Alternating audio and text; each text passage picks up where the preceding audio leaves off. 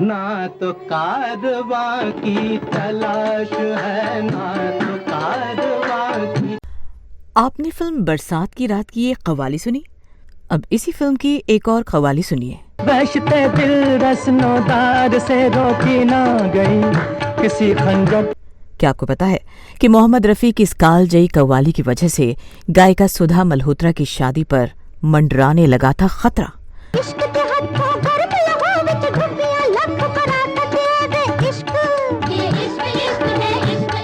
क्या हुआ था कव्वाली में कि सुधा मल्होत्रा की शादी पर छा गए थे संकट के काले बादल? बताएंगे आपको। आप बस कीजिए थोड़ा इंतजार और देखते रहिए ब्लैक एंड वाइट।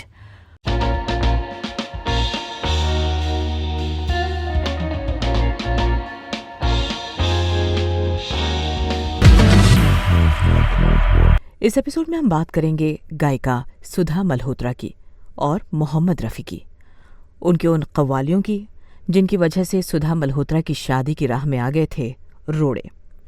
इसके पहले कि आपको इसका कारण बताएं, पहले आप इन दो कव्वालियों को सुन लीजिए। ना तो हम सफर की, ना तो हम। इस कव्वाली में कई सिंगर्स हैं। तेरा इश्क है मेरी आरज़ू, तेरा इश्क है। ये आवाज है मन्ना डे की। और अब आप मोहम्मद रफ़ी को सुनिए। इश्क मजनू की वो आवाज है जिसके आगे कोई लैला। और अब गायक SD बातिश को। वो हंस के अगर मांगे तो हम जान भी दे दें, ये जान तो क्या चीज है, ईमान भी। इन सब के साथ हैं साथी सिंगर्स यानी कोरस।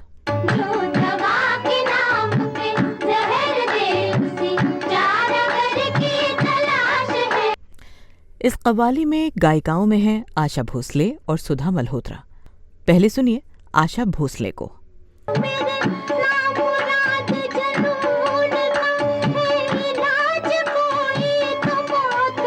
और अब सुधा मल्होत्रा को।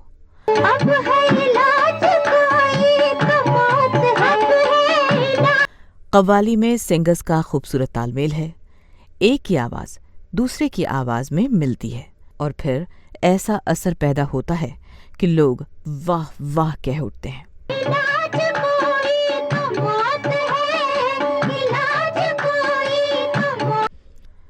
कव्वाली में शामिल कोरस की विशेष भूमिका है। तेरे शौक खाना खराब को तेरी रह गुजर की तलाश। अब सुनिए दूसरी कव्वाली को जो इसी कव्वाली का विस्तार है। ये इश्क इश्क है, इश्क इश्क, ये इश्क इश्क है, इश्क इश्क। इस कव्वाली में मन्ना डे, मोहम्मद रफ़ी और SD बातिश की आवाज है। मन्ना डे का अपना जलवा है। तेरा इश्क मैं कैसे छोड़ दूं, मेरी उम्र भर की तलाश है। SD बातिश की अपनी आवाज है। ये जान तो क्या चीज है, ईमान भी दे दे, क्योंकि ये। कव्वाली के इस हिस्से की खासियत ये है कि मोहम्मद रफ़ी इसे बड़ी ही खूबसूरती से आगे बढ़ाते हैं। नाज़ो अंदाज से कहते हैं कि जीना होगा, जहर भी देते हैं तो कहते हैं कि पीना होगा। मोहम्मद रफ़ी धीरे धीरे कव्वाली की गति बढ़ाते हैं। अब कव्वाली अपने पूरे शबाब पर है। आह उल्फत की कठिन है, इसे आसान समझ, क्योंकि ये इश्क इश्क है, इश्क इश्क ये।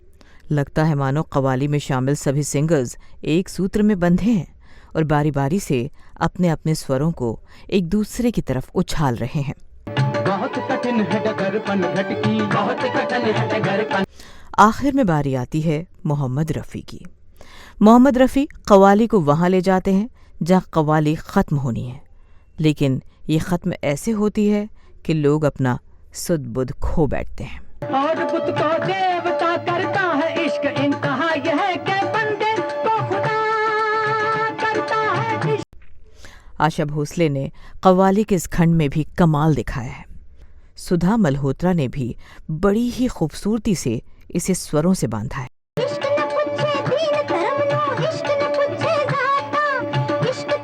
कव्वाली जब खत्म होती है तो लोगों को लगता है वो किसी दूसरी दुनिया से लौटे हैं।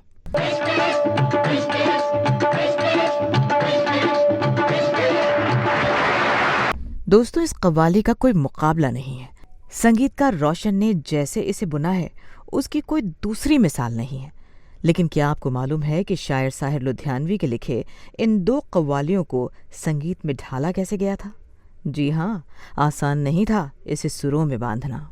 इन कव्वाली की तैयारी में तो महीनों लगे थे, लेकिन जिस दिन इसकी रिकॉर्डिंग होनी थी वो दिन बेहद खास था।